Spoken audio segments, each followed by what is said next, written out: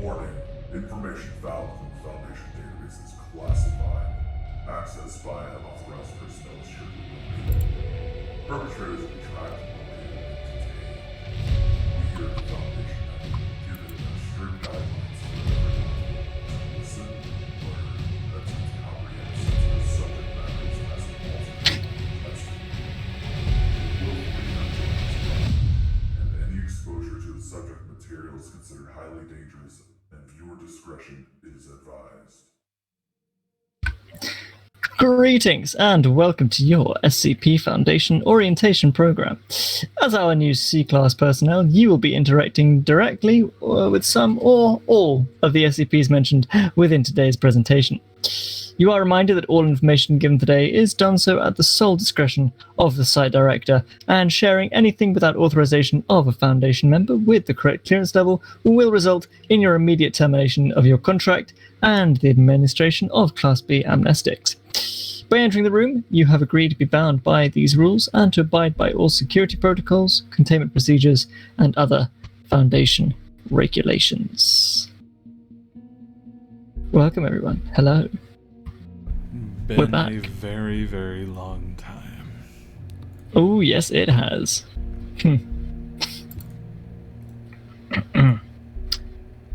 How are we all? We all, in a good frame of mind, a good. Sorry. We all good to go? Well, I am. I don't know about her. What do you mean, what about me? Just a little eye ache, I'm fine. Yeah. Well, I mean, we've got a lot to get through today. I think, especially one specific thing is probably going to take quite a long time. So we should probably get on with that. As for reading this, I do want to say that we are having another person sitting in. It is a D-class individual. You see them in the back. They are currently in containment, and you just ignore them. Thank you. Okay. Yeah. Fine. Whatever works, I suppose. Yeah. We'll jump right into it then with item 6000, aka Project Fuselage. So obviously we're going to need the passcode there. The garden is the Serpent's place. Okay. So here we are. Item number SCP-6000. Keter class. Special containment procedures are as follows. Current protocol regarding SCP-6000 is to conceal its existence by any means necessary. As the information arm of Project Fuselage, Foundation resources are to be primarily dedicated to disinformation and concealment, while a permanent containment or destruction solution is devised. Any unauthorized individuals... Sorry. Any unauthorized individuals entering SCP-6000 exclusion zone are to be aggressively disincentivized. Further containment details can be found in Addendum 6000.3. SCP-6000 is a massive dimensional extrusion centered at 2 degrees 9 minutes and 47.1816 minutes south and 57 degrees 7 hours 35.9328 minutes west in the Amazon rainforest in Brazil. SCP-6000 represents the largest Class W transportation gateway, colloquially known as the Way, ever encountered by the Foundation. SCP-6000 currently measures 19 kilometers from its northeast to southwest point. The area directly affected by SCP-6000's presence is significantly larger, and a temporary security perimeter has been established around the area at a diameter of 8 kilometers, designated the exclusion zone. SCP-6000 is growing at an unstable rate. Its presence has an adverse effect on plant and animal life in the exclusion zone, and the degree of this effect, along with the size of the exclusion zone itself, increases proportionally with SCP-6000. Who let a cat in here? Do you mind? Go back outside. I swear if it's that researcher from the bloody alternative universe. Sorry. SCP-6000-A is a sapient semi-ophidian organism discovered within the exclusion zone during initial reconnaissance of SCP-6000. Again, see Addendum 6000.2. It was found in a comatose state surrounded by human corpses. SCP-6000-A's connection with SCP-6000 is under investigation, for which of course we have to refer to the addenda. SCP-6000 connects baseline reality with the extra-dimensional location known as the Wanderer's Library. The Wanderer's Library was first encountered by the Foundation in 1955, but evidence suggests that it has played a crucial part in the development of human civilization since at least the beginning of recorded history. For there we need to refer to Addendum 6000.1. SCP-6000 first appeared on December 21st, 2030, the summer solstice. Real-time satellite images of the Amazon rainforest suddenly displayed a significant visual anomaly, and a reconnaissance team was deployed to inspect the area. We now come to Addendum 6000.1, the Wanderer's Library. The Wanderer's Library, designated NX-001, is an extra-dimensional Y-space comprised of a massive library of unclear size and boundaries, which contains a potentially infinite amount of books, treatises, essays, and other forms of media and knowledge. Its collection purportedly covers the sum of all knowledge, but with a specific focus on elements of thaumaturgy and magic. The Foundation has been aware of the library since 1955, when the group of interest, known as the Serpent's Hand, inadvertently exposed the location to agents. The library is maintained by librarians, entities that range in size and shape, but are typically heavily modified humanoids specialized to the service and protection of NX-001. Those who break the rules of the library are subject to being transformed into librarians to work off their debt. This fate has befallen a number of Foundation personnel. NX-001 is closely connected to GOI-014, the Serpent's Hand. The Hand are known to use the library as a meeting and staging point for operations due to the relative safety it offers. Numerous attempts have been made by Foundation and GOC forces to penetrate into the library, but almost all have failed. The Foundation, along with the GOC and Chaos Insurgency, were originally barred from the library due to the library's opinions on those who attempt to suppress the abnormal, but have in recent years relaxed their stance. Site-19 Director Tilda Moose has had extensive experience with the Wanderer's Library and the Serpent's Hand as a former Type Blue entity, and has given several security briefings on the topic. So we are now going to begin this small excerpt. Extra-dimensional is the technical term, though not very descriptive. The library isn't on our world, but it's connected to it. You reach out through ways. Ways are a network of basically magic portals that take you from one place to another. They're scattered around the world. A way can be anything you can picture as a door, or anything like a door. A cave, an archway, the back of a truck. Some of them are just art pieces. I once used a picture of a door to enter the library, back when I still could. Oh yes, I used to be a library goer. That was a long time ago though, back when I ran with other groups.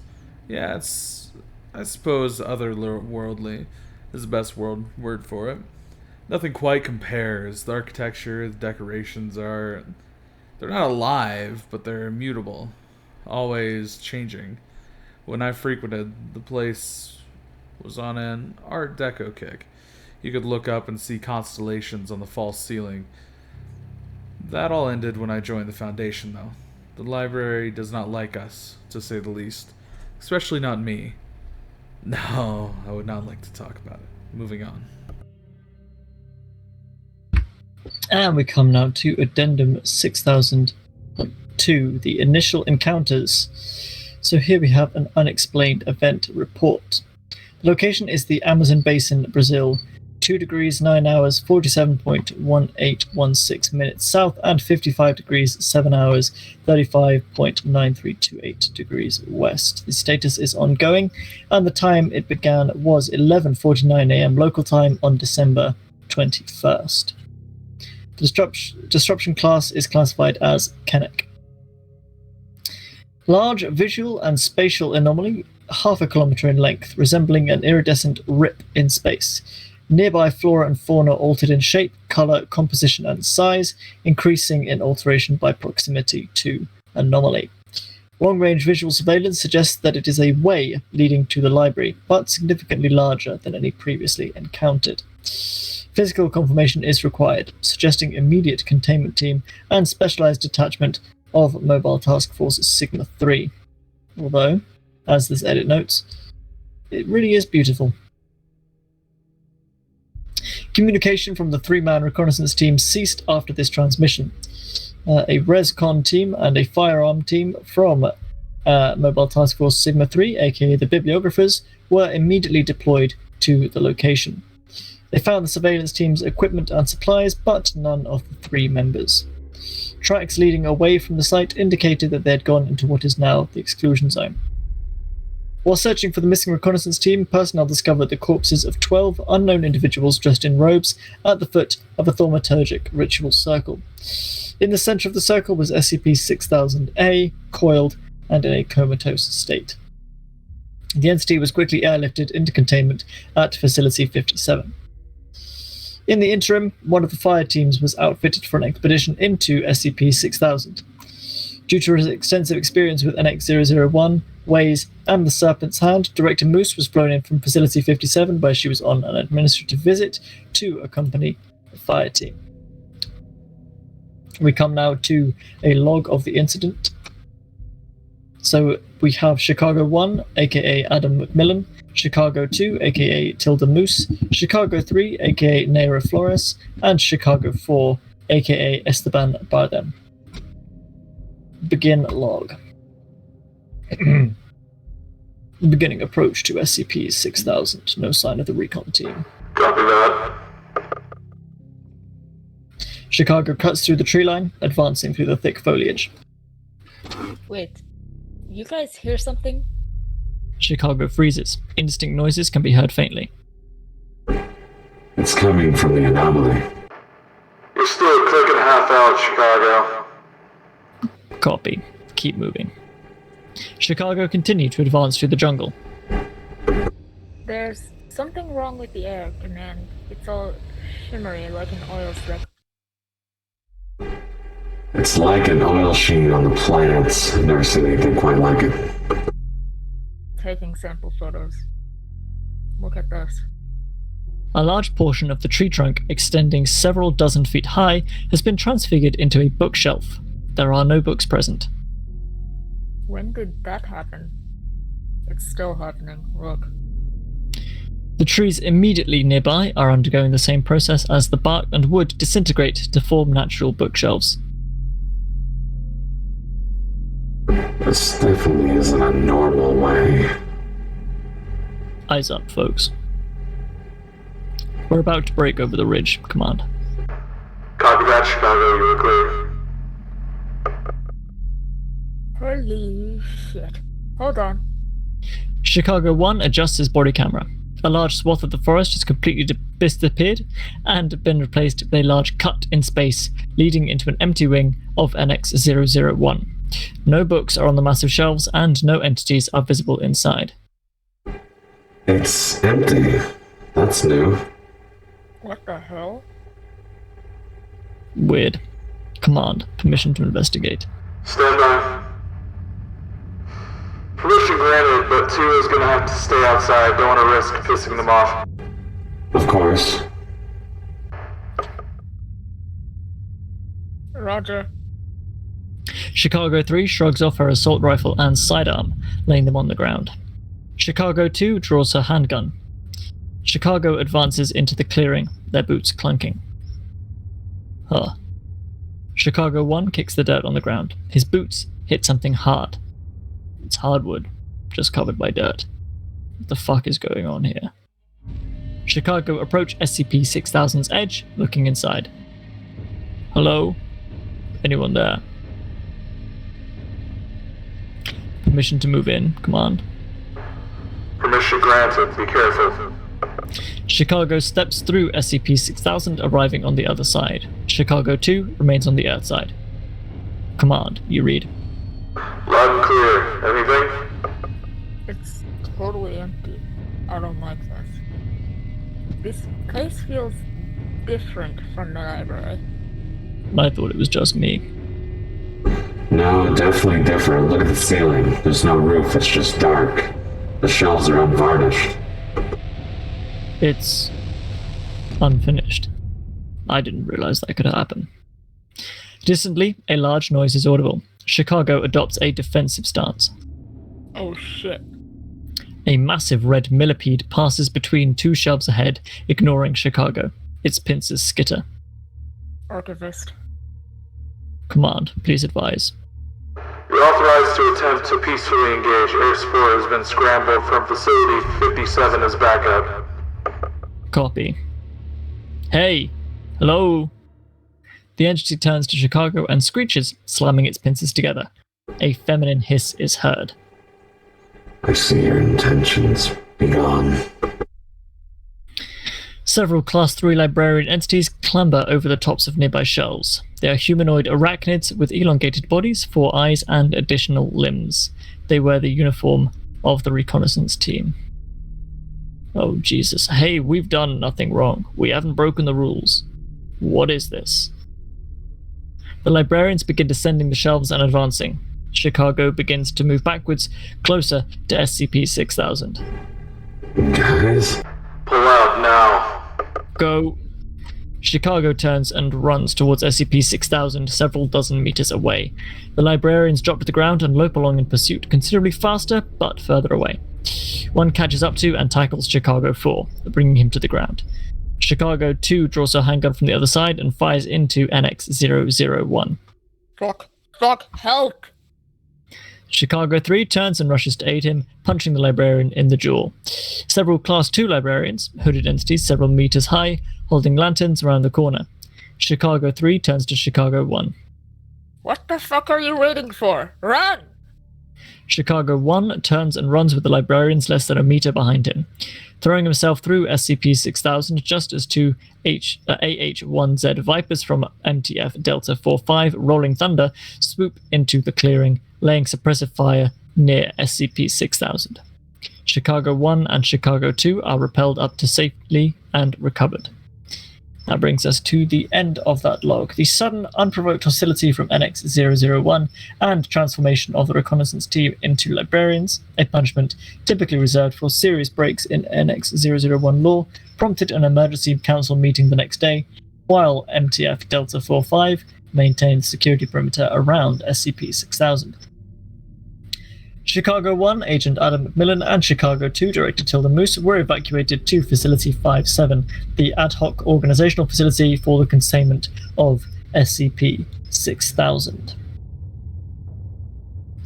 This brings us to Addendum 6000.3. Sorry. Due to its relatively remote location, the threat posed was not as significant as it could have been. Nevertheless, the possible threat of a permanent large Class W way on Earth was significant.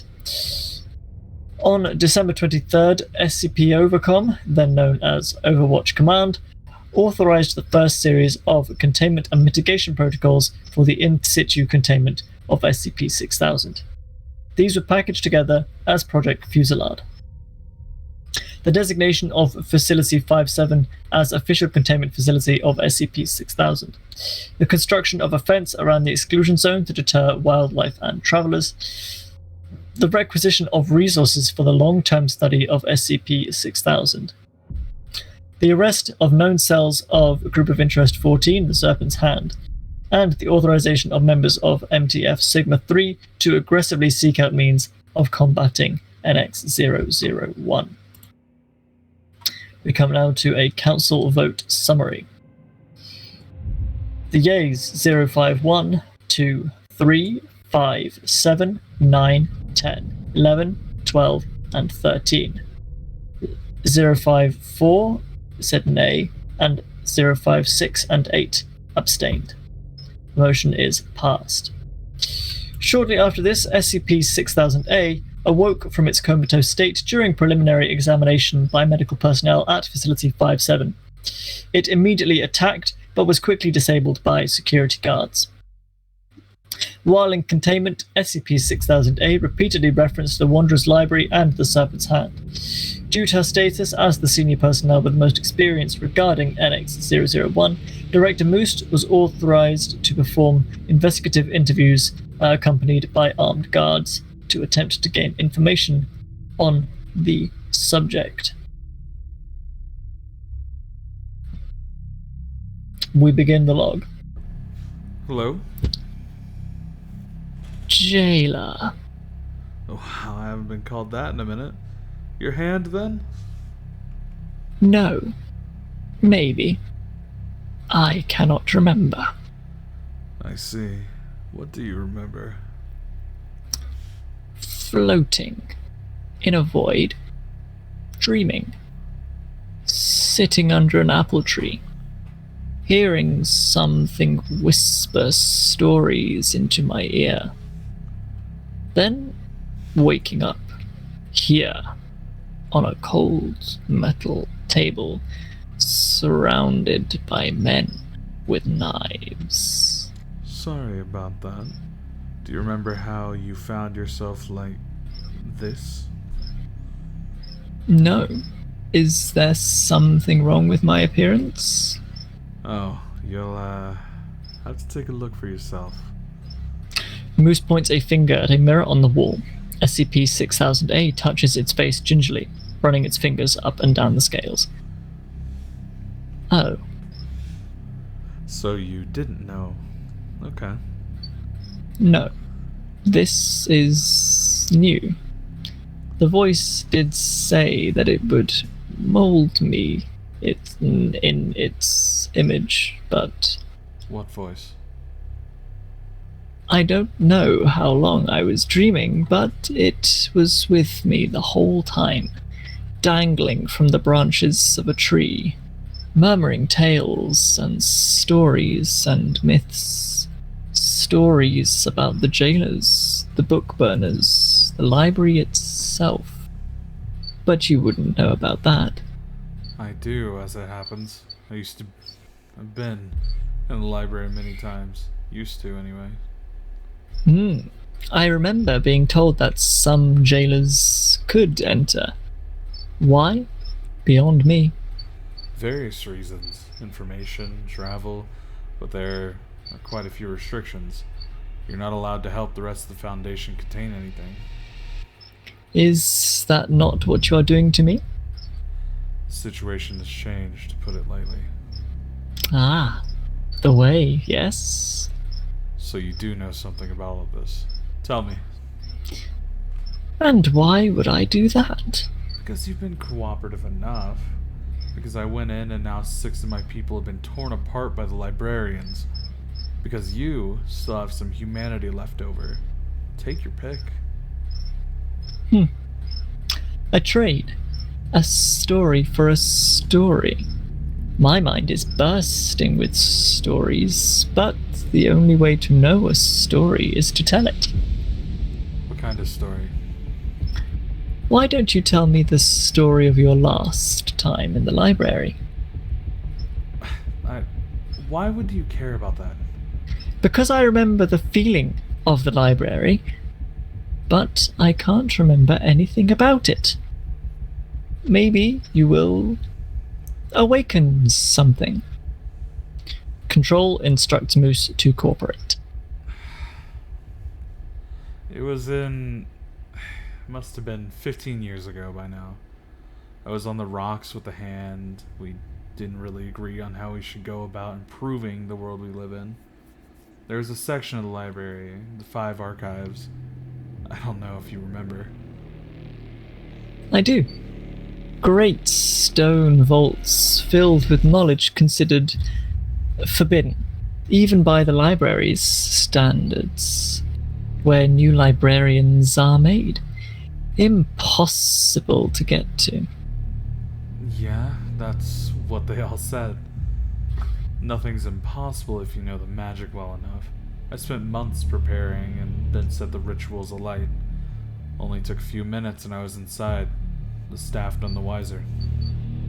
I have never heard this story. What did you do? I took some things. Books, maps of ways, lists, things that, if given to the Foundation, would give them a tactical edge in dealing with the library. Then I left the way I came. You betrayed the library. Yeah, no other way to put it. Describe the place to me. The library? I'm hoping you already know on some level. Trying to describe it to anyone who hasn't seen it is like trying to explain the difference between two colors to a blind man. It's utterly alien, foreign, beyond the cusp of understanding. It's wondrous and magic, and it's bitter and spiteful. Center of the universe. Maybe it is. I wouldn't be surprised. The place is infinite. No, not infinite, merely impossibly large. What's the difference? It's eternally expanding as new stories are written and new knowledge is found.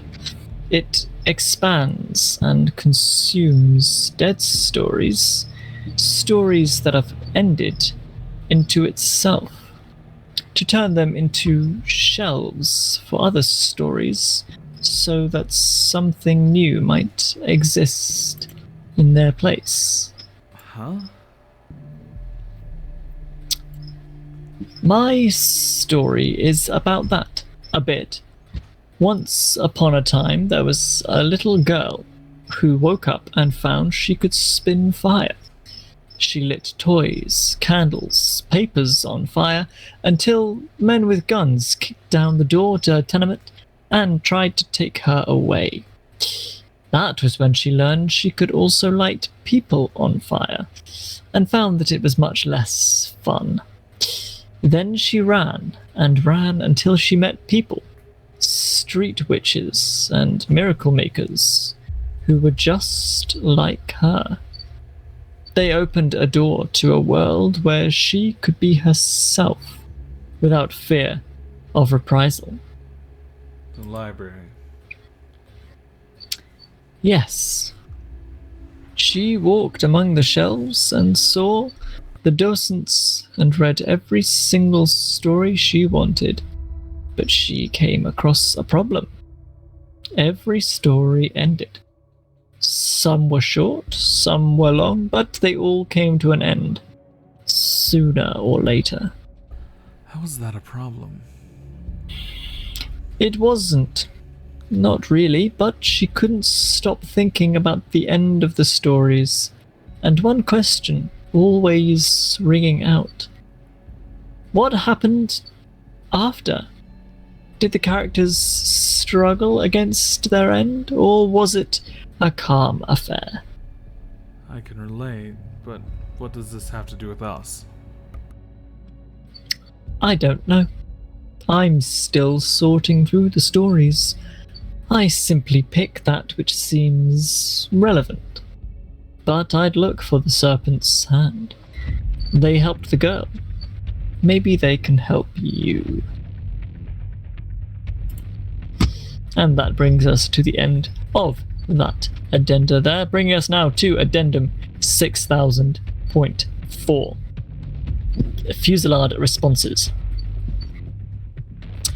Upon SCP-6000-A's suggestion and in line with Project Fuselage, on December the 27th, 2030, SCP-Overcom approved Operation Black Star for MTFs worldwide to make simultaneous raids on the known headquarters of major Serpent's Hand cells. On December 28th, Operation Black Star was successfully executed. We come now to a log from MTF Pi 1, aka the City Slickers, and Fireteam Dragon in Shanghai, China. This log has been translated from Mandarin. we begin the log. Ready? 2, take point. Affirmative. 3. Ready? 3, 2, 1, breach, go! There is an explosion. Clear. Clear! Clear! Get down. And we bring to the end of that log. All 57 safe houses raided had been completely cleared out and were free of Group of Interest 14 members or materials. In 30 of them, Class W gateways were and are still active, leading into the same section of NX-001 as SCP-6000. And by all appearances, the Serpent's hand had completely abandoned the planet, leaving active ways peppered across the globe. At this point, SCP-6000 had grown to 1 kilometer across, and the exclusion zone had expanded to 3 kilometers. Director Tilda Moose was asked to prepare a statement detailing her thoughts on the situation for the O5 Council. We have that statement here.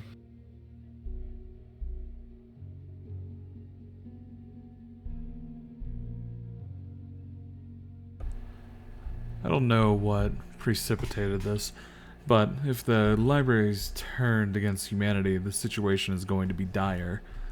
It is a completely alien entity to us. We can't even begin to understand why it is or does the things it does. Hell, we don't even know if there's a rhyme or reason to anything.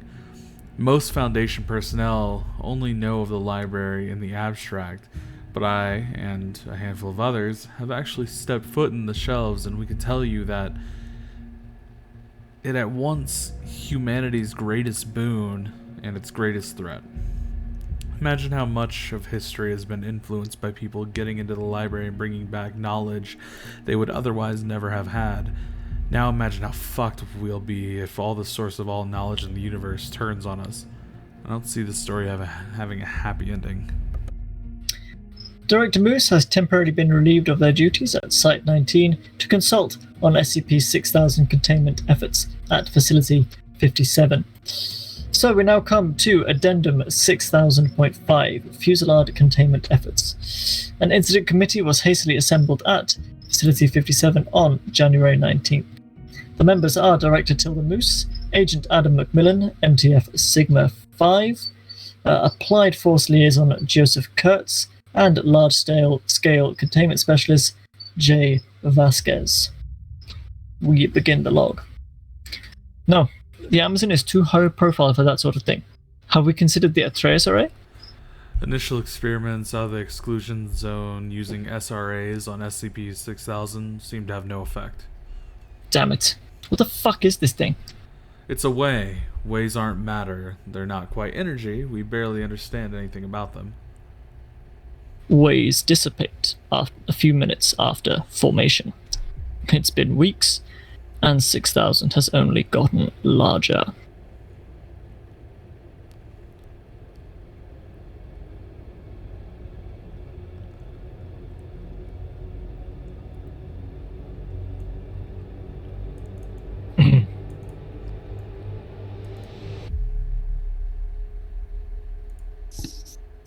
Sorry, I'm having technical difficulties.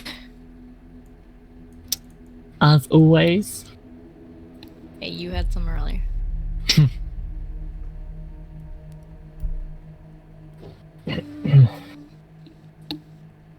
It's alright, let us know when you're ready. Where? It's alright, we'll restart the log. Which log is it? Because I lost where we were. This is Addendum 6000.5, the Fuselage containment efforts. It's the initial log. Okay. There we go. No, the Amazon is too high profile for that sort of thing. Have we considered the Atreus array? Initial experiments out of the exclusion zone using SRAs on SCP-6000 seem to have no effect. Damn it, what the fuck is this thing? It's a way. Ways aren't matter. They're not quite energy. We barely understand anything about them. Waves dissipate a few minutes after formation. It's been weeks, and 6000 has only gotten larger. Waves dissipate a few minutes after formation. It's been weeks, and SCP-6000 has only gotten larger. Oh, fuck. God. Take 3. None of the new... Wait, these haven't dissipated either. Something's obviously changed. Yes, but what? We have no idea and no leads. Well, not no leads. Oh, right. The snake thing you pulled out. What the hell is that thing's story? I don't know. It doesn't remember anything before we picked it up. It's definitely more connected to the library than it's letting on, or that it remembers. Well, keep working on it. In the meantime, we've got new reports out of the exclusion zone detailing what SCP-6000 is doing to the flora and fauna. It's... I don't know how to phrase this, so it's libraryifying everything around it. When I was in there, I saw the trees turning into shelves, writing appearing on the leaves. That sort of thing, I bet. Essentially, the animals are also being distorted and changed. We spotted jaguars with extra limbs, but 2 feet tall, with writing all over their wings, etc., etc. It's warping the landscape into a part of the library. And the larger SCP-6000 gets, the larger the exclusion zone gets. That's bad news. Say the least. That said, I have some ideas that are worth trying. Let's hope one of them works. That brings us to the end of the log, and we now come to the abridged list of Fuselage containment attempts. So, the initial proposed containment was to use flame and heat-based weaponry, such as flamethrowers, bit of a Freudian slip there, to incinerate trees affected by SCP-6000. The results were that affected trees within the exclusion zone proved resistant to heat-based weaponry, rapidly regenerating all burned matter. The next containment is the classic fire high-yield explosives into the mouth of 6000. However, they repeatedly failed to detonate after crossing the threshold into NX-001. The next proposed containment was to train the Atreus Array, a satellite-based SRA system, upon SCP-6000 at full power. However, 6000 and the exclusion zone were completely unaffected. There are now 34 abridged entries, and finally, we come to this next log. Hi again. Jailer. Why do you keep calling me that? You're not Hand, you can't even remember the library. Oh, but I can. I can remember some things now. Not everything, but hopefully it will come. Really? What is it? I remember being a young man in the Danadon's hand, searching for the worship of knowledge in the library and out. Worship? Awfully religious for the Hand. I damn well know. I ran with them for years. Really? And now you're a Foundation director? What changed? I don't want to talk about it, but suffice to say that I realize maybe not all knowledge is meant to be shared. Anyway, you were saying? Yes. The Hand started out as a cult thousands of years ago. The Hand of the Serpent, a warrior cult dedicated to the worship of the serpent that created the library. The Serpent? Knowledge incarnate, the spirit of learning, the Naga, Jormungandr, the snake in the tree. Every mythical snake iconography is said to stem from the primal serpent. But no one knows if it's actually real. Shh. Let me finish my story, Jailer. The Hand were powerful, long-lived monks, but eventually died out, leaving their teachings behind. Theses, passages, essays on why the spread of knowledge was the greatest honor possible and should be done at all possible cost. Many years later, people from this world discovered these writings and christened themselves the new Serpent's Hand, the one you and I know today. They shed the trappings of ritual, but the worship of knowledge as an ideal remains. Wow. I had no idea about the origins. They never told me. Neither did I when I joined. This is a new story, whispered to me by the Serpent in my dreams. Wait, what? Draw the lines and connect the dots, Jailer. The Serpent is real. She is the spirit of the library, and in a ritual circle over an intersection of ley lines in the Amazon rainforest, I spoke to her. And you heard stories. And I heard stories of her singing the library into reality at the beginning of creation, of her moulding its halls and then retiring to slumber under its foundations in exhaustion, of patrons wandering down and speaking to her even now, Wow. and of stories utterly unrelated to her. Do any of these stories help me? Heroes of old figuring out how to stop the library when it goes insane and out of control, bent on destruction. The library is not supposed to kill or invade. It's beyond all that. It's neutral to a fault. I just don't understand why this is happening. Ugh. No stories like that, Jailer. I'm sorry, but that's not how this story ends. Endings are mutable. Oh no, that's not true. Endings are set in stone. But endings don't matter anyway. How's that? To any observer, your story ended when you betrayed the library and came to the Foundation. But it didn't. You didn't stop existing. You just transitioned to a new narrative. One where you were the director of Site 19. That's not a narrative. It's a goddamn life. I never finished my story, did I? The little girl read and read and read until one day she realized she had already solved her problem. Of course, they all ended, but she moved on to the next story. There are always more stories.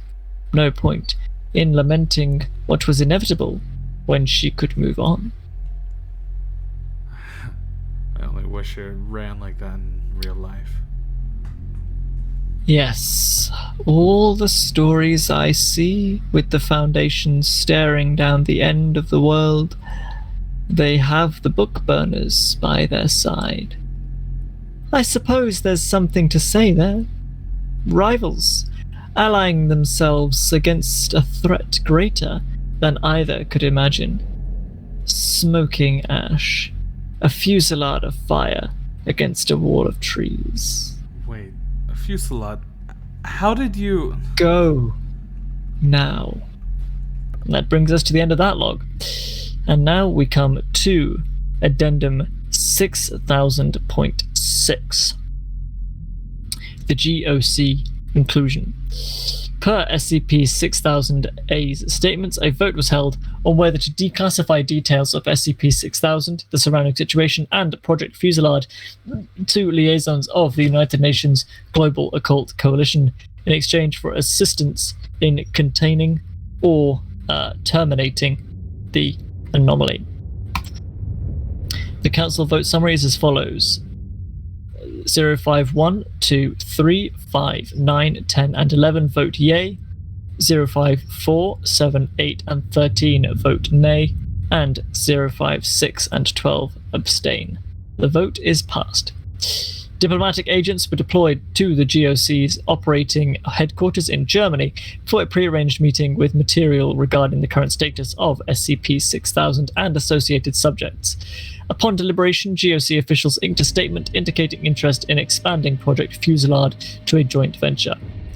Within the following days, GOC Physics, Psyche, and Ptolemy Division personnel were transported to a Facility 57 to aid in research and containment of SCP-6000, which had grown to 2 kilometers across. Due to the unprecedented failure of Fireteam Chicago, both the O5 Council and GOC Command authorized a mission for GOC Strike Team 9842 Probable Cause to perform a rapid surgical strike to attempt to gain access to the Wanderer's Library and ascertain the situation from the inside. We now come to GOC Strike Team 9842 Probable Cause, codename Harbour.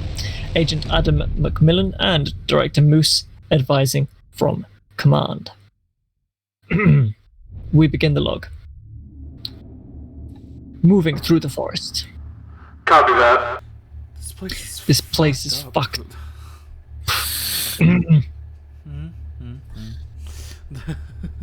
This place is fucked up, Command. All the trees are stripped and filled with books. They're empty, too. Just leather-bound blank pages. Take a sample? Negative, Harbor. Get in and out of there ASAP.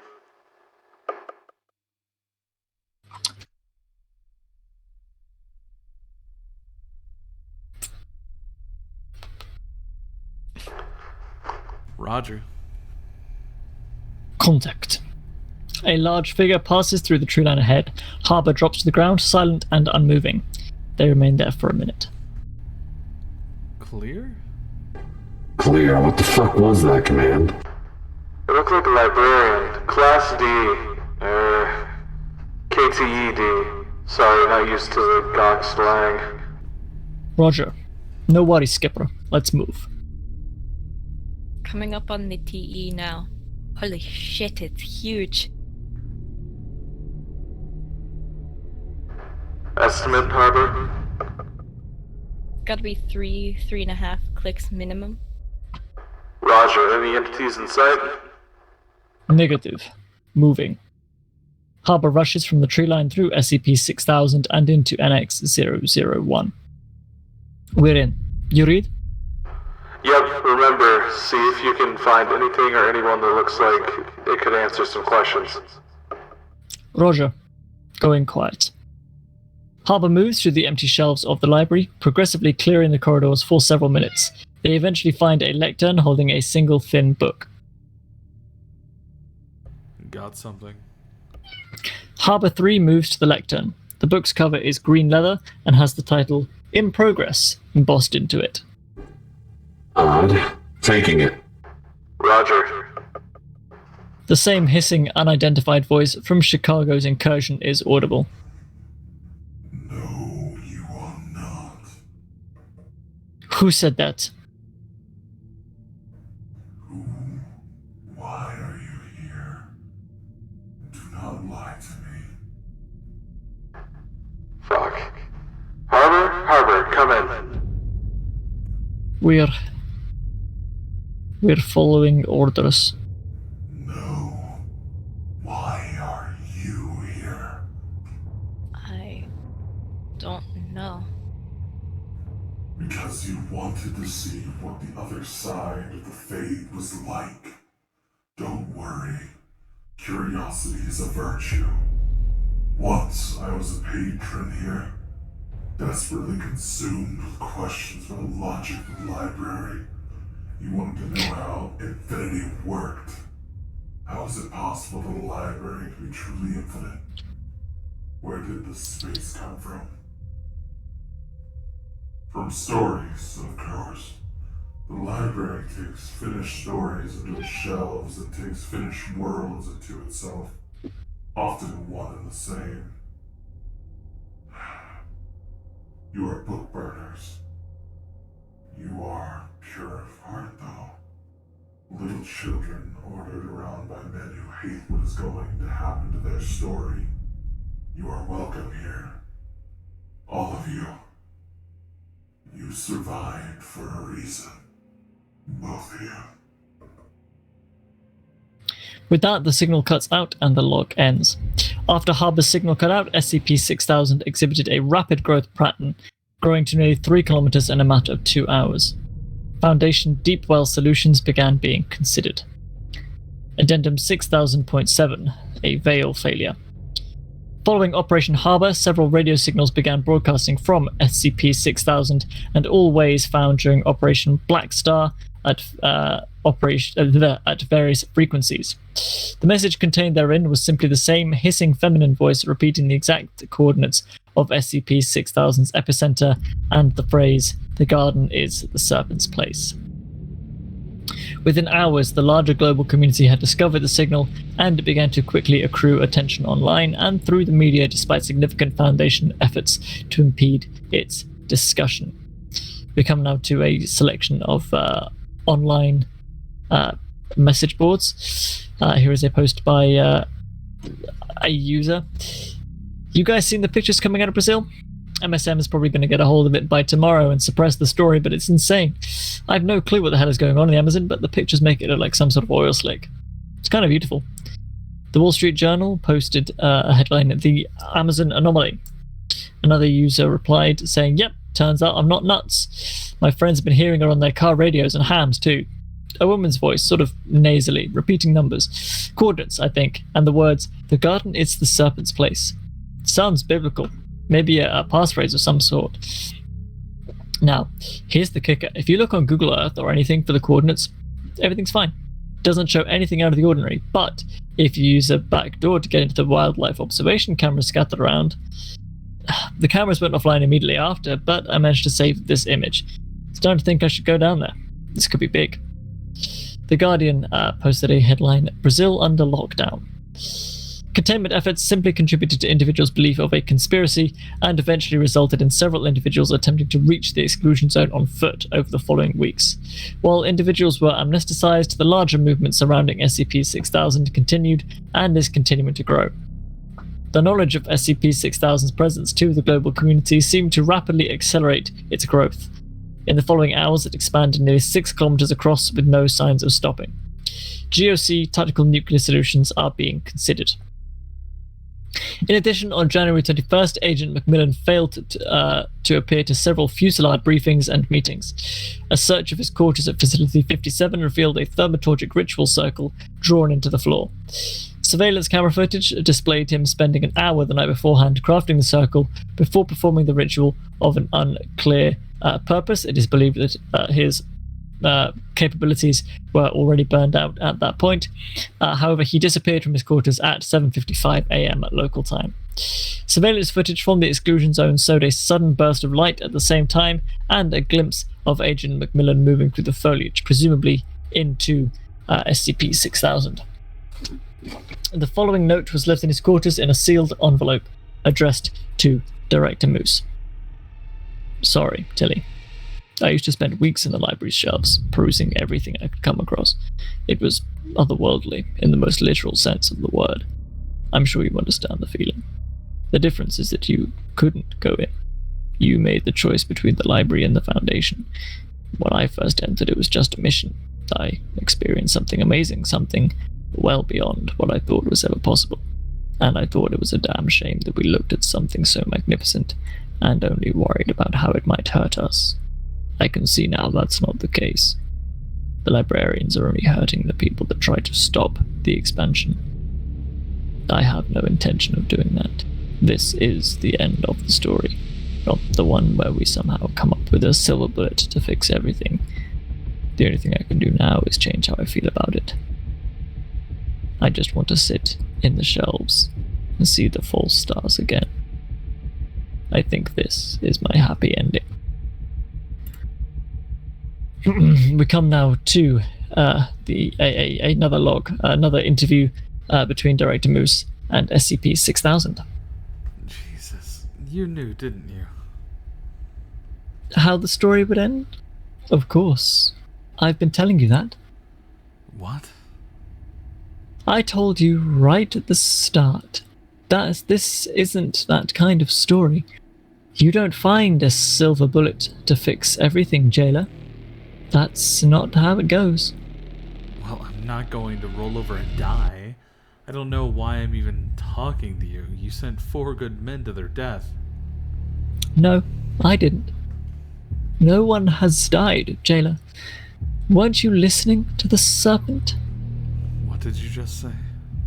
You already knew in your heart. Who else could it have been? Adam. I don't know. He abandoned the rest of us. No, he didn't. I tire of telling you things you already know. Then tell me something I don't know. Explain everything to me. I wish I could. Explaining it to you would be like... You don't scream into your book when the characters frustrate you. You can't do anything. You have to watch it play out. So what, is this just entertainment for you? No. Stories aren't always entertainment. When I communed with the Serpent in search of knowledge, knowledge was what I received, just in the form of stories. All the knowledge, every story that I could remember. The GOC's story, Adam's story, your story. Then tell me how it ends. Tell me so I can know I did everything I possibly could to stop it. You already know, Moose. Denial fixes nothing. I learned it as a little boy, and you learn it now. You don't get to pick your ending. You only get to choose how you take it. So the boy was you then? Yes. Even I didn't realize until now. The memories have come back.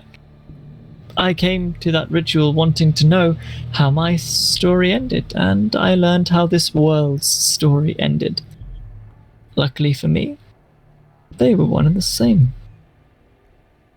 Stories are bullshit. Stories are all there is.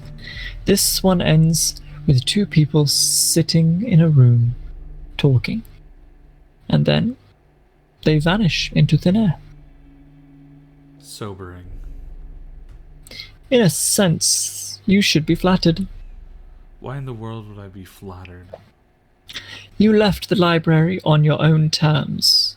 And you won't admit it to anyone, but I see it written on your face. You want to see it again? Like hell I do. It's wondrous, but everyone talks about it like a paradise. It screwed me long before I screwed it. Bitterness gets you nowhere. That's true. I have work to do. Rot then. That is the end of that log. And now we come to Addendum 6000.8. This is the final addendum there is.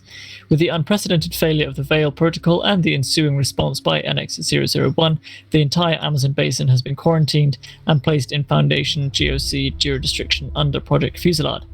SCP-6000 has now expanded to 13 kilometers in length, and its rate of growth has increased. At the moment, plans are being drafted for a BM-class Broken Masquerade scenario. We then come to, there's then the update to the latest version. Immediately go to the offset too. Mm-hmm.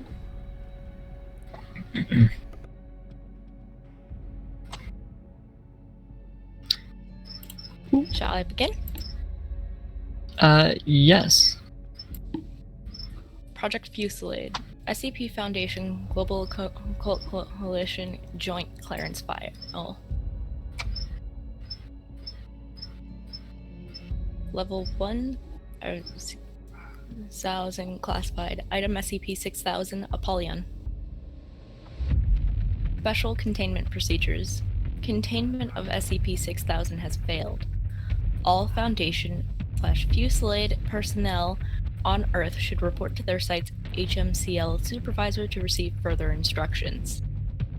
Description: SCP-6000 is the section of the Earth that has been transformed into a section of the extra-dimensional location known as the Wanderer's Library. Currently, SCP-6000 covers the entirety of the Western Hemisphere and is increasing in size. SCP-6000's transformation began in the Amazon basin in South America and continued across the entire hemisphere in the following weeks, despite joint Foundation GOC efforts under the Project Fuselage banner to impede its progress. All population centers, Foundation, GOC, and Fuselage sites inside SCP-6000 are considered lost. The Veil Protocol is to be disregarded. Currently, containment of SCP-6000 involves evacuating Fuselage personnel to designated extra-dimensional backup site. SCP-6000 covers 58% of the Earth's surface and is actively growing. projections indicate it will cover the entire planet within 2 and 2.5 weeks. Addendum 6000.1. Final log. The following was the final audio log recorded from broadcast from Facility 57 before it was completely subsumed into SCP-6000. While it was believed all personnel and useful anomalies had been evacuated, the investigation revealed that Director Moose had never boarded any of the evacuation choppers in the chaos. After this audio file's recording, both figures disappeared from Facility 57's biometric scanners. Seconds later, the facility was subsumed by SCP-6000. Begin excerpt. So what happens now? What do you mean? We wait. What else is there to do? Nothing, I suppose. We wait. Then what are you worried about? Not sure. You really shouldn't worry, you know? And why is that? Leaving this world is not as scary as it sounds. I think you're understating what's about to happen. What's about to happen, then? This is what always happens. This is natural. No, to hell with that. There's nothing natural about this. The world is being eaten alive. We're sitting and watching the apocalypse, and we can't do anything about it. Do you think there's going to be anything after this? I don't believe in God, if that's what you're asking. Anyone who works at the Foundation and still believes in God has more faith than the Pope. That's not what I'm asking. What do you think is going to happen after the way covers the world? There's just going to be nothing? Of course, it's subsuming the world, replacing it. That's where you're wrong. What? I don't understand, Director. You know, on a logical level, that the sun is going to burn out. One day, you go through every day of your life, through the motions, knowing that there is a shelf life on the universe. There is always an ending. Yeah, but those... Are natural? The slow, agonizing heat death of the universe, watching every star go dark one by one as they no longer find themselves capable of exploding into existence. What makes that more natural than this? This has always been the Foundation's fatal flaw, an inability to adapt and survive. That changes nothing. It changes everything, Tilda. We all live and work knowing nothing goes on forever, but we don't let knowing there is an end ruin the story for us. And here's the part that matters. There are always more stories. I don't understand. The library is all stories. Where there was once one story about a Foundation and their valiant stand down with the end of the world, there will be 1,000 million new stories and 1,000 million new worlds inside them.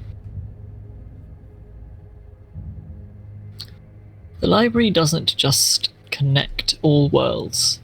It is all worlds. Every world a story, every story a world, and everything that matters.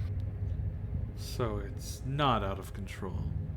This is the end of the story and we're becoming part of the library.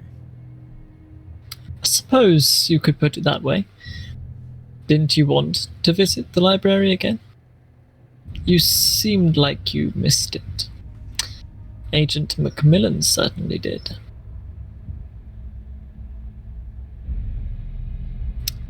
Now, come on. Unlock these handcuffs.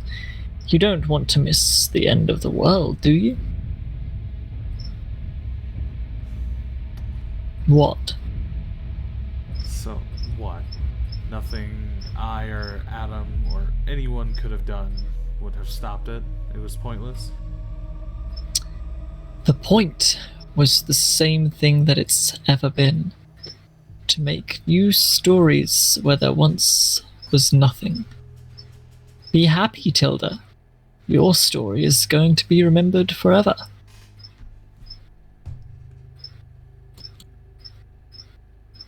So on this SCP that we have just read, there was a branch that we recorded and acknowledged.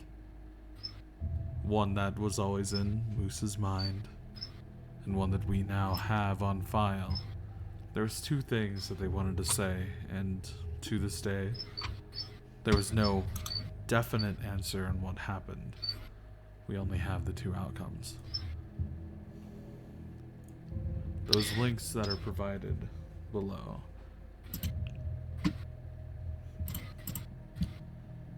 But that's for another time.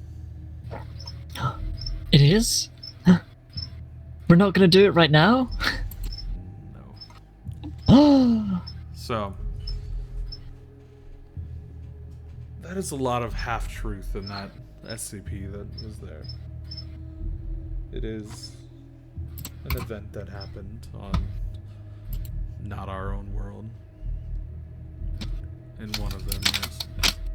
Mhm. And though we found a book that could read whatever in the library that houses knowledge in the ways that actually do run across the world, we're not bound by what reality they had.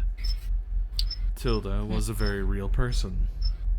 She's also dead as of 2021. Sorry. Sounds like you're not getting a lot of sleep. Don't worry, I'll tell you about it later. Ugh.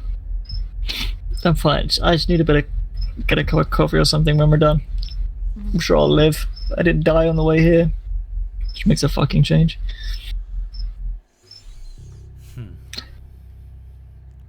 Why aren't you getting much sleep? Just stress. Yeah, stress. You know how it is. When you just worry about work stuff. I used to have a lot of stress, actually, like people watching over me. But you tend to get used to things like that. We'll talk about it. We'll talk about it over lunch. You're paying, by the way. Surprise. Yeah. I mean, it's fine. I'm fine. I just need like a shihatsu or something. I'll be fine. Let's crack. Let's get on with this. Let's get this briefing done, boys. Been awfully quiet over there. Just my eye hurts. Don't see why. Probably just a little flash. yeah. You know how that is. Just blink a lot and maybe try and not avoid crying. That might help. And just leave it. It'll sort itself out. Cry in a professional atmosphere? No, absolutely not. Don't. That's what Why? I thought. C-Class, if you don't mind, go ahead and take a little dismiss. We'll come right back. Just all of you get some lunch, take a little break, and come back in, let's say, about 30 minutes. Yeah, this was a long one. We'll reconvene in a bit. Yeah, go ahead. Yeah, no, it'll be fine. Take the D-Class back to containment. Thank you. Please and thank you. 1 second. Let me make sure. Yeah, no, it's great. You go ahead. Yeah, no, we're gonna get right back to it. It'll be fine. Oh, that's great. Don't call us. Don't call us. We'll call you. Yeah. You tell me what the hell you did before I help you out with anything. What? Hey, so you remember these marshmallows that I was offering you? I thought you telling me what you did. She doesn't know about the thing. Yes. What But are it's you still talking inaction. about? Doesn't Not a know word from you yet. either. Excuse me? Sit down. Both So- of you. Both of you sit down. Yes, sir. Under whose order did you actually do it? You aren't the only one who is incredibly smart. I don't And care much if you're smarter smart than- or what you choose to do. It's doing it without permission from someone who inherently gave you this. You and your plans, you always say they take time. We have to be patient. You're getting too close again. You can't Close. wait all the time. Do you think if we are approaching a black hole, we have to wait until we turn around? No. You fly too What close the fuck to the is sun. going on? If you keep Why are talking you out talking of order about? without waiting your turn, you're going to be put in a hole. Now if you choose to ever do something like this, so stupid, I'll make sure you get the first one that gets to see that wonderful creature in the sky. Oh, and that's another thing. So grateful that you decided to tell me about this ahead of time before I end up spending the next 48, 72, however fucking long hours staring into the fucking void. How the hell did you expect me not to freak out at seeing that fucking behemoth staring at me like some kind of... I don't fucking know what. How the fuck are we letting it just sit there? The better Tell me question. you have a plan that does not take the next 50 fucking years. The real question is, how did you even turn yours on? I poked myself in the eye. Literally, okay? I had an itch and I poked a bit too hard, and then the next thing I know, there's fucking Thanos staring me in the fucking asshole. Hey Alice, Dr. Alice Rand. Yes? Come here real quick. Which eye seems to hurt? Am I right? Sir? Here, let me just open it a little bit. Don't move. You did sloppy work, I hope you know, Frank. I was in a fucking rush. She kept squirming. This is going to hurt a little bit. Ow, fucking finger. How's your eye feel now? Open up the window. You're going to show her? Open up the I... window. We all Fine. need to be on the same page for this. Alright. Okay.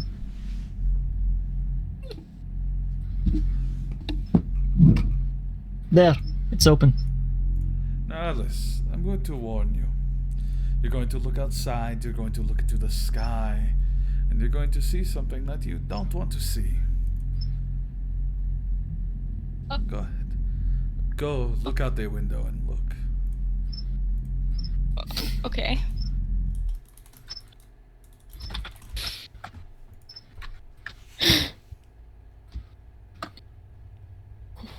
What Yeah. is that? That's a good fucking question. What What is is that? You do I wanna know look. that I've had to live with something like this for years, and you choose to worry and panic. Sit down. What is even Years? going on? Well, for one... Do you want to tell her, or shall I? No, tell her what you did first.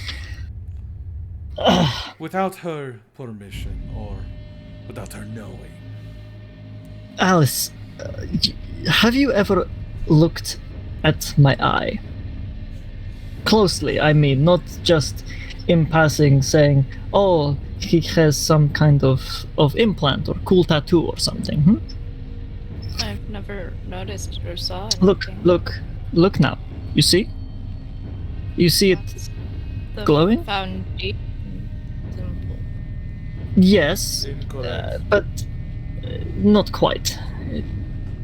It's part of one, part of the other. You see, if you look a bit deeper, inside, then you see that it is in fact a quite sophisticated, quite clever, truly ingenious piece of technology that technically shouldn't exist. And So until you did recently, something that technically shouldn't exist without me knowing. In my fucking eye. you see, we belong to a very special group. We specialize in what you would consider covert ops, shall we say. Things where it can be dangerous for us to be revealed. So when a certain little someone starts getting a little bit too close, starts seeing things she can't see, sometimes we can't always rely on the amnestic methods, huh? And also when a certain someone happens to also, in my opinion, provide useful information, useful tactics, and generally seems as though she should be involved from the fucking beginning, then perhaps sometimes we have to take upon ourselves to go the extra step. Although, I will admit, that was a little bit beyond my understanding until very, very shortly. So you will forgive me, I think, for having a little bit of a panic, taking some extreme action. Oh, that's You see? cute. You think I'm gonna forgive you? Well, if not forgive, then perhaps accept, at least. We'll see. Or you can do the rational thing and tear it from your own fucking skull. How about that? I would suggest against that. I'm going to say now, I don't think that will end as well as you think, and then you'll still be fucking blind. It's not like it's connected to your cerebellum or anything. No, It's Don't not? get near my face. absolutely not. It's not supposed. Why would you? I'll do that? let you deal with that one later, okay? I was not exactly given a fucking breakdown of, exactly what it is. I just kind of went for it. So you didn't know what it is. Oh, I knew it was. At this point, I knew about that, but How hard I can't can see. I hit him? I can't see inside my own head, okay? But I'm sure you will find it has other uses. I've been using it Hard to can I see hit him? to see the composition of materials. That's a good one. Thermal. We have thermal vision. That's also very useful. As long as you don't do it for too long, or you will fry anything you're 'cause- fucking looking at. Yes, because the entirety of the eye is just for visual capabilities. As for Potato, hitting potato. him, you can do anything you like. You can even go ahead and cut his throat for all I care. You may not work I'm going out to what tell you- want. I'm going to tell you in. Ow! Fuck, that hurt. Please don't kill me.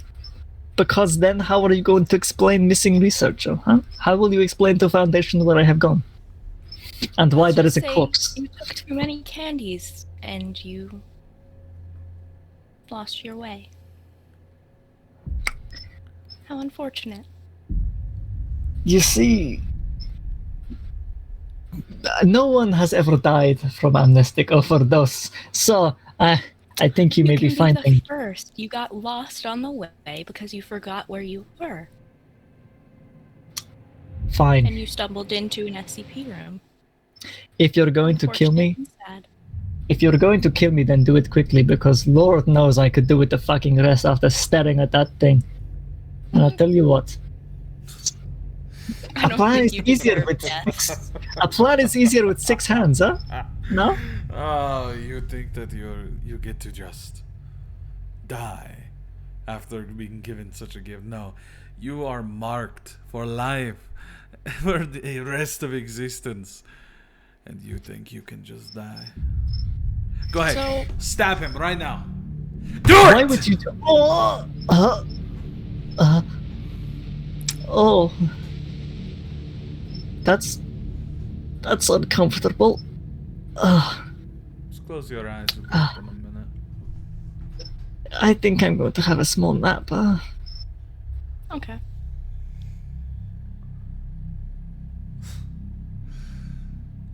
So, a little bit of information to you since you are unwillfully joining. 1.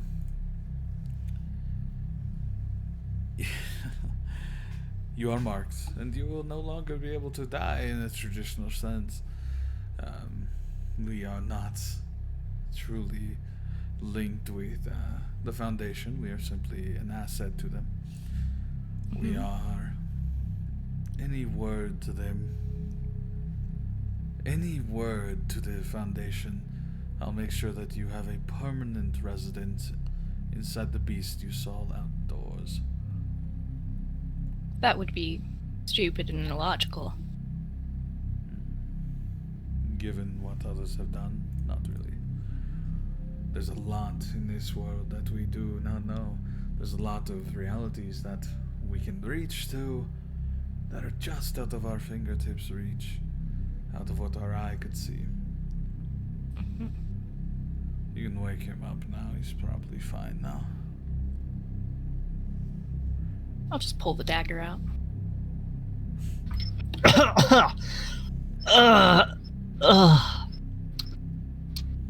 Do you fucking mind? Give me some fucking warning in the future. Jesus Christ. But that's fun. Never, under we any are circumstance, ever, and I mean it, put another one into anyone else. Yes, sir. You do I'm know sorry, there is sir. only 7 that we can ever use. In all of reality, we have 7! And you've used 1. We have 4 now. I think that's still enough for us to We get the have people that 1. we need.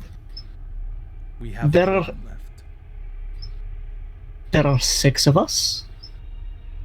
When were you going to tell me this? Well, never I actually wanted to awaken your eyes. And yet now here we are, forced into it. There is 6 of us. For what it is What are worth. 3 of us doing training class C? We're better to learn special information, huh? Every single article that is pulled up during our classes is linked to what I am saying is more the global phenomenon that we all need to know. Every single one that we read is linked with it. At least one every time we get in these meetings. Other ones are whatever series may have vent. You have to wrap the truth between lots of lies. A false friend, if you will, huh? But for the record, I stand by my decision. I have made a good choice, whether you like it or not. I still think that you are going to be a useful and important member of the team. Though perhaps it may take you some time to realize. Stop Now. talking to me before I punch you in the throat. The C-Class are going to be getting suspicious. We should bring them back in before they decide to throw a fucking riot. We're going to Probably cut. hide all that blood. We're going to cut 6174 from the programming. We'll go over the last one. That way everyone can get an understanding of what may happen.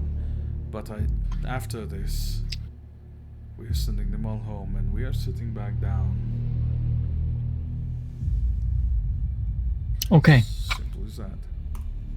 fine. If you say so. There's Bring them in. Lot left to discuss. Many things to discuss. You might Got want to the- mop up that blood. Yes, I had better do that. That is a very good idea. It's Yeah. always so frustrating when you get a paper cut in just the wrong place, isn't it? Yeah. Don't unlock the door yet. I'm just gonna. It's a good job we have these Disgusting. buckets lying around. I don't think it's buckets. We should clean into it. Don't dump that down the drain. Well, of course I'm not. I'm gonna save it. Put this in someone. You know, it's good transplantable blood. That. Yeah, okay. Yes, because it ended up on the floor, so you can transplant it. Ah, the D-class don't care. To be fair, you implant that in anyone that doesn't have an eye, they're gonna die. But regardless, save it. I know what to do with it. I'll just put it over there for later.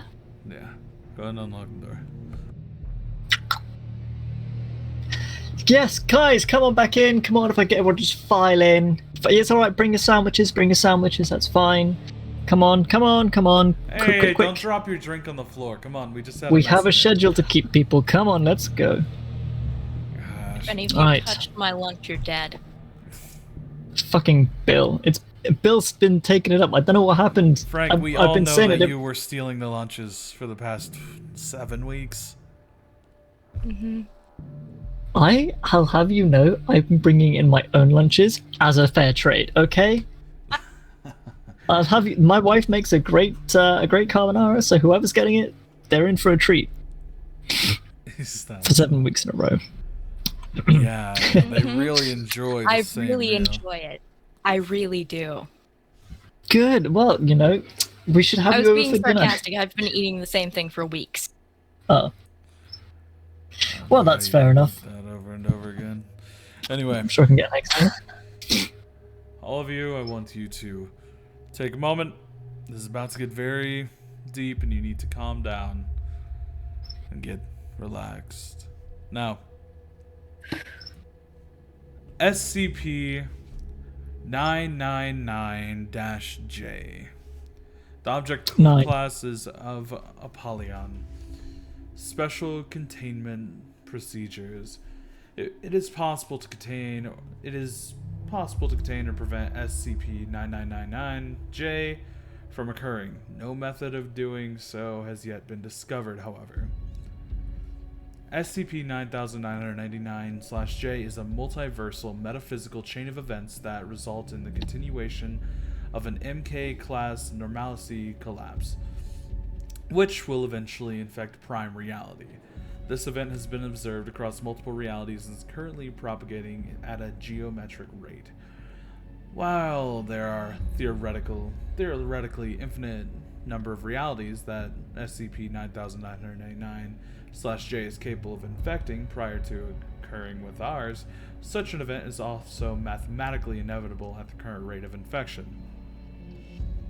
Through extended observation using the transient barrier of nearby existence telescopic array, codenamed T-Bone, Foundation researchers have identified the series of events which began 28 days ago that indicate the beginning of the MK class event with 98.7% confidence interval. The following timeline has been constructed to illustrate the current situation. Day 0. A report increase of nearly 16,000% in the disappearance of raw meats and fresh meat products have gone missing shortly after purchase by consumers. Day 1. The reported disappearance of various meats continues to increase, but now extends to the disappearance of more heavily processed meats such as ground chuck and sausage. Day 3. The general public becomes aware of the phenomenon as various raw and processed meats can be seen levitating in commercial settings such as food counters at grocery stores. Day 5. Raw and processed meats begin ascending vertically from their coolers and storage units at a rate of 0.15 meters per hour. Attempts to secure the meats using conventional means prove incapable of reducing their elevation. Day 8. The rate of ascension is accelerated to approximately 0.48 meters per hour. Day 10. The rate of ascension has accelerated to approximately 1 meter per hour. Day 15. The FAA grounds all non-essential flights due to concerns about air traffic congestion. Day 21. Members of the Bodave family begin to levitate. Attempts to re-secure the levitating Bonavit Day are met with universally violent reactions by the animals. While this affects the animals sporadically, it appears to be occurring globally. Day 2, members of the Baudet family, which had already begun to levitate, now began to extend at a rate of approximately 1 meter per hour. By this point, the phenomenon has propagated to more than 50% of the world's bovine. Day 23, 100% of propagation of the phenomenon to members of the bovine family. Day 25, the FAA and military have grounded all flights. Day 28, various meats and bovine begin to enter the upper atmosphere. Day 29, the O5 Council has instituted a lifted veil scenario and convened a meeting of world leaders in order to confront the crisis. The following is a transcript of the meeting of all world leaders regarding the events of SCP 9999J. Thank you all for coming here today on such short notice. I know this is a lot to take in, but we will work quickly if we want to prevent the collapse of normalcy. We have to... I was only briefed of your organization's existence at all just 2 days ago. Do you mind telling me why I'm supposed to believe you guys have any kind of answers or explanations to this problem? Simply put, Mrs. President, no one has any answers. That's why we're here. And if someone has been telling you that it's easy or they can solve this, they've been selling you snake oil. Oh, mate, hang on a minute. This isn't complicated, eh? We just go vegetarian or even vegan in case this spreads to, other stuff like fish or whatnot. Yeah, you keep telling me that, but I have to find an answer that I can actually sell to the public to calm them down. Not to make the problem worse. Tofu is out of question.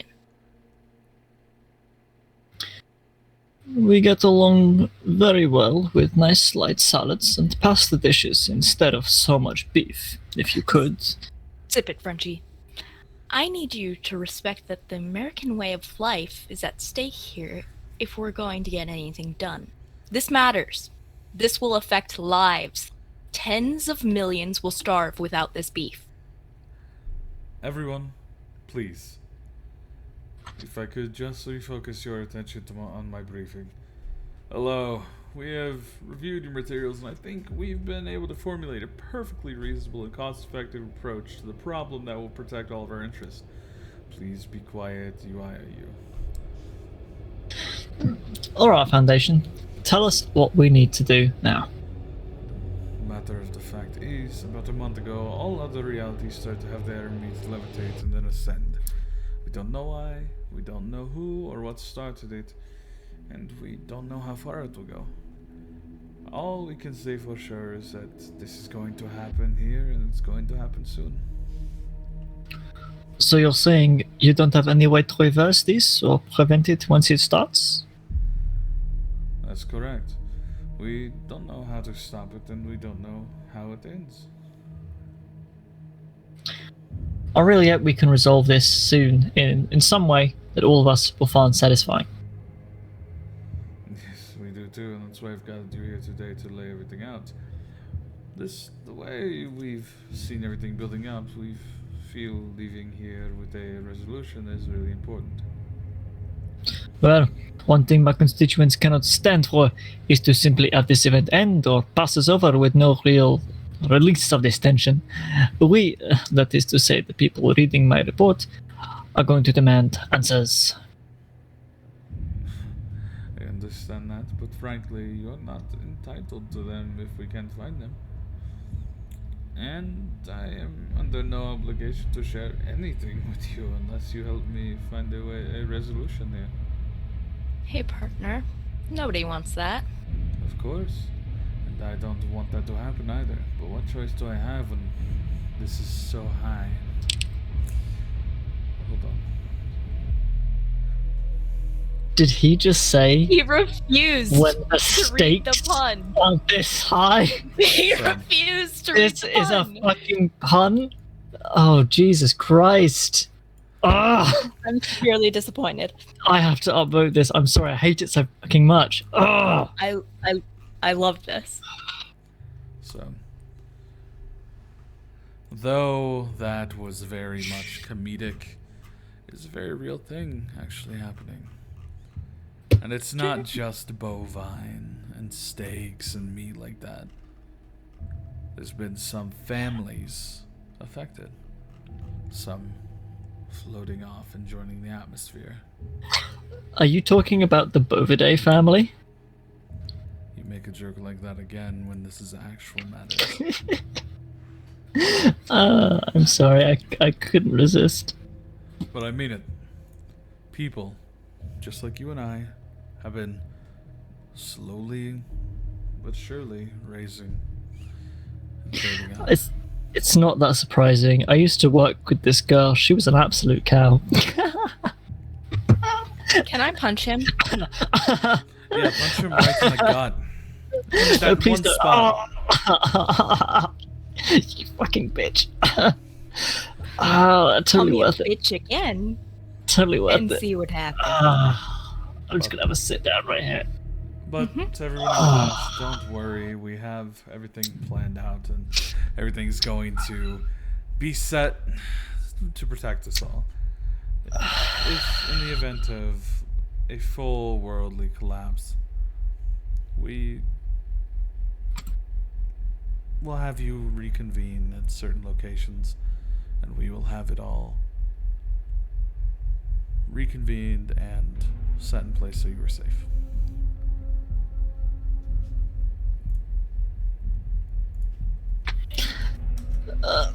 Yeah, what he said. Anyway, all of you, have a wonderful day. You're going to get assigned to your own locations, your own sites, and hopefully you don't end up D-class by messing something up. Yep, absolutely, guys. You'll have a great time, and remember not to punch your coworkers when your supervisor can see you. At least I asked for permission. Well, I mean, Suck it even up. if just please don't. It's not very becoming of Foundation professionals. Dr. Ren, do you mind walking all them out real quick? Yeah.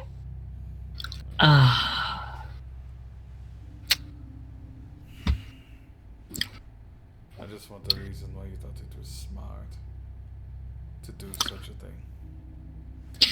Okay, well, let me give you my reasons. 1. Nobody told me we had a limited number. I figured we could just do a few one by one, and eventually, at this site maybe, no one could stop us. 2. She is smart. She is approachable.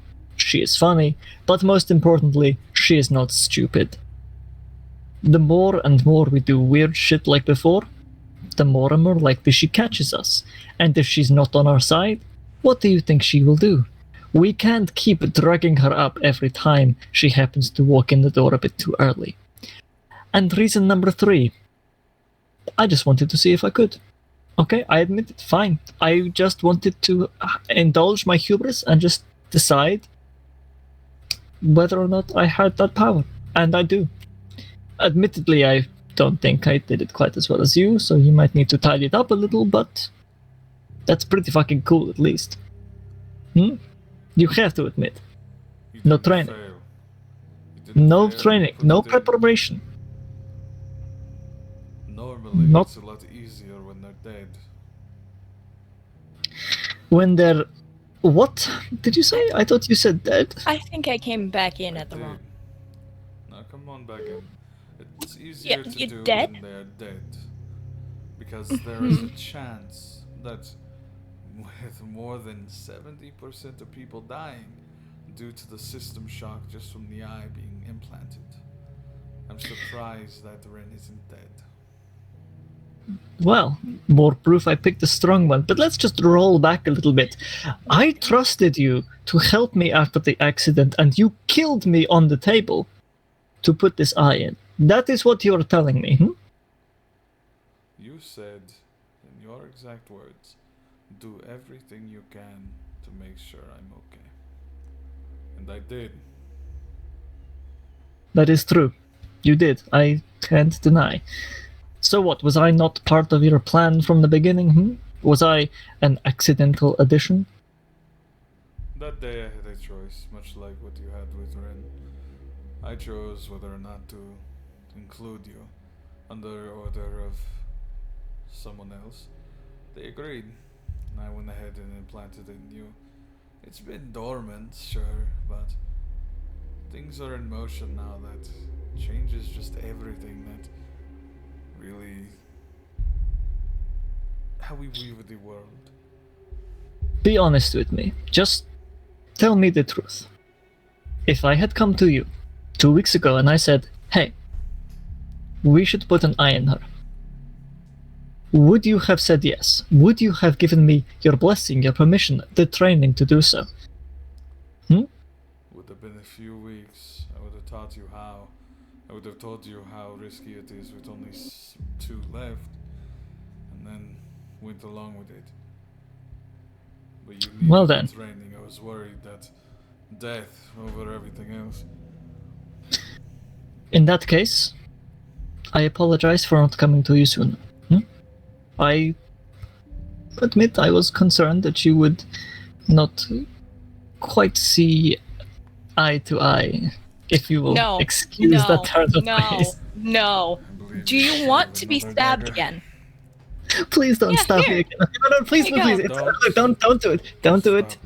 Just Stop. okay. Just You better take this, otherwise So- I am gonna need to kill him. So, 3 weeks ago, give or take, that's when you implanted the eye, correct? 2 weeks. 2 weeks. Anything happened to you in the past 2 weeks, Ren?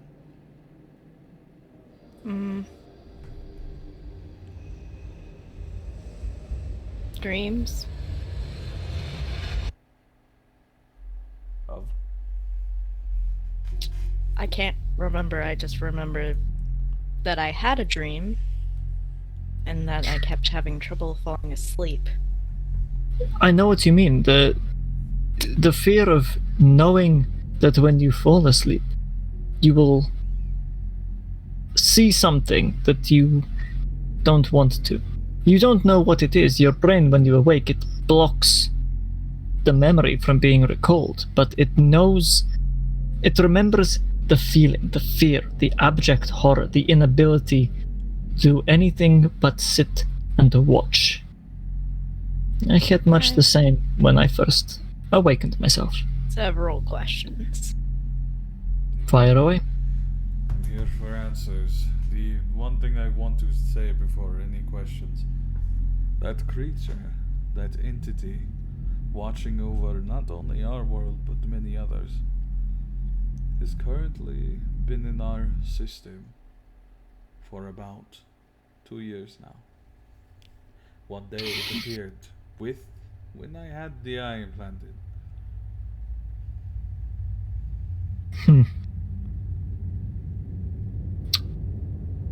Why was I a candidate? Aren't I a little too young? So, as I'm sure you have no doubt gathered, you were not so much an official candidate, so much as, how do I phrase this politely? An amazingly good opportunity. When you are in our situation, you have to make do with the resources you are given, and we were given you. And it's true, but it's That's sometimes a little vague. sometimes not everything has a higher purpose or a higher meaning. Yeah. Wow, listen to you. You sound so generous and caring about what you've done. Well, if I knew you had to kill them first, perhaps I might not have been quite so quick on the trigger, huh? Has anyone else gotten it in without being dead first? Me. That's it. So, are there different side effects?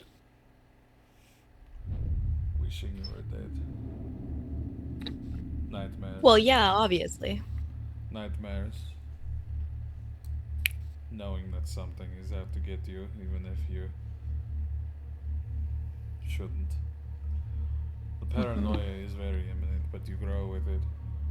You begin to- Paranoia is also very common in our line of work anyway. It's true.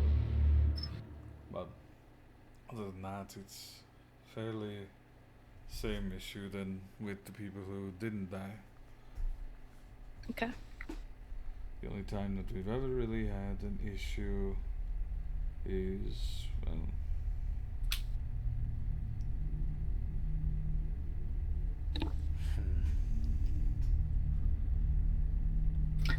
so Do you mine's- have any other questions that I can help to allay your fears?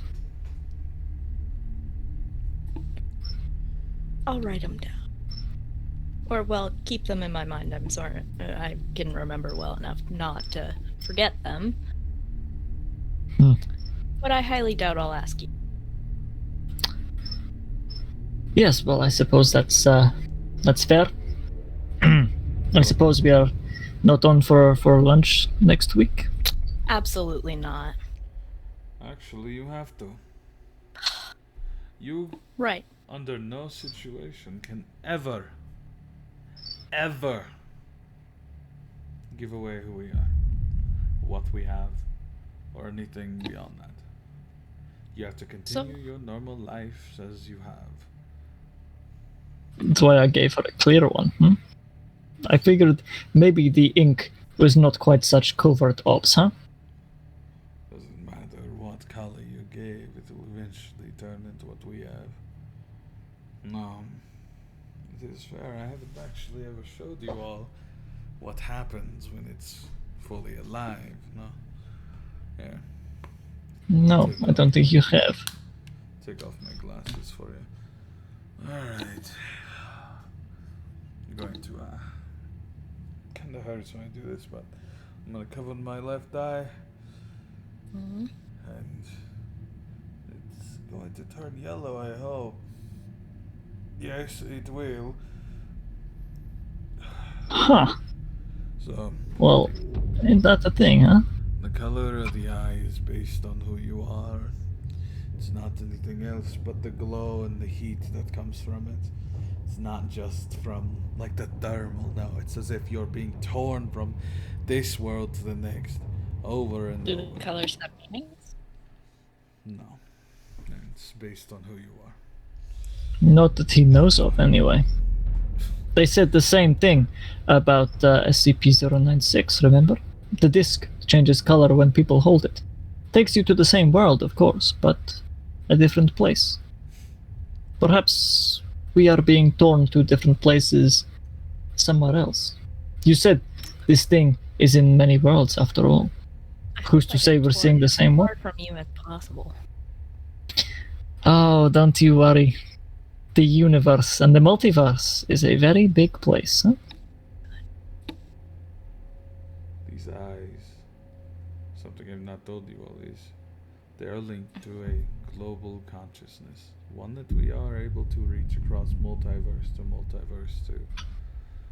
We can feel every other variant of ourselves, and when you reach out and finally touch each one of them, and they all conform to that same mentality that you have, that is when your eye will truly awaken.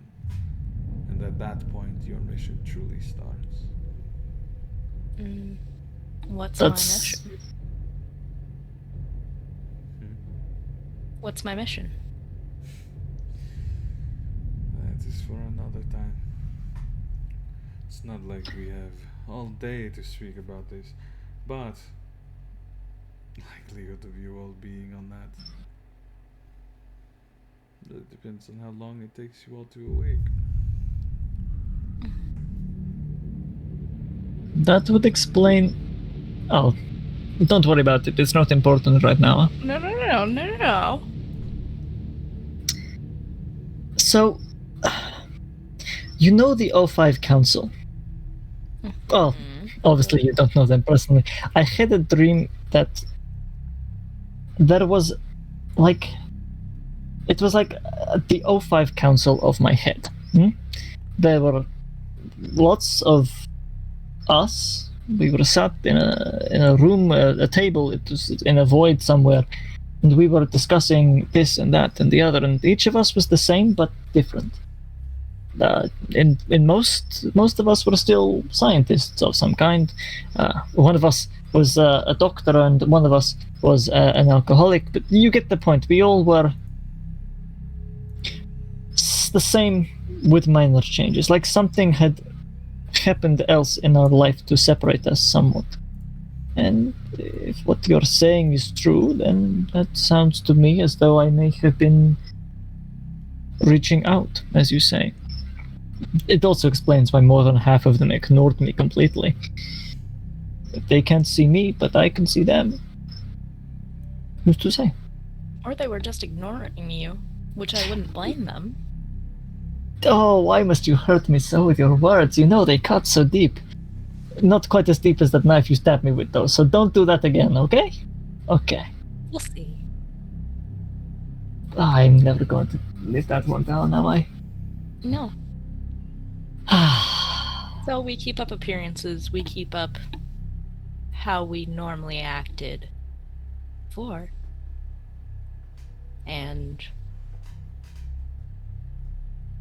Well, why do you think I sound like this to everyone else that knows me? I actually enjoy that voice more. I'll admit it's quite nice, but it's distinctly less comfortable. Huh? It's such an effort for me to keep it You up. deserve discomfort. So, I'll see you for lunch next week. Absolutely. I'll pick you up at 6. Okay. Before leaving, I'm going to tell you both the same thing I told you a few weeks ago, Frank. The Marked have infiltrated the council. Mm-hmm. Keep that in mind. So there's one of us there. More than Not necessarily, but who's to say? I don't exactly get invited to their meetings, huh? Yet. none of us will. But there is something that can happen at any given moment to those with eyes that are awakened. You may hear things that may be going on, certain events that transpire to all of us. Anyway, Ren, you are now a slave to this man. Wait, what? And she is a slave to you. You both are forced to take care of one another. You're each other's problem. Oh, for fuck's sake. You put the eye in, you got to take care of it. This'll be fun. Come on. I'm not that bad. Oh, Christ alive, why did I bother to do the fucking... Fine, whatever, I will do what I can. You both can go now. Da. Bye-bye, kamerad. Bye.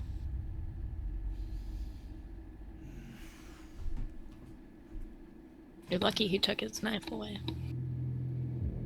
Yeah, you just go. See?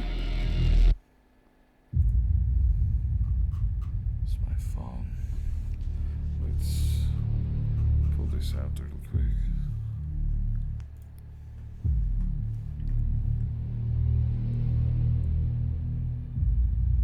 One moment. Where is it? Where's this number?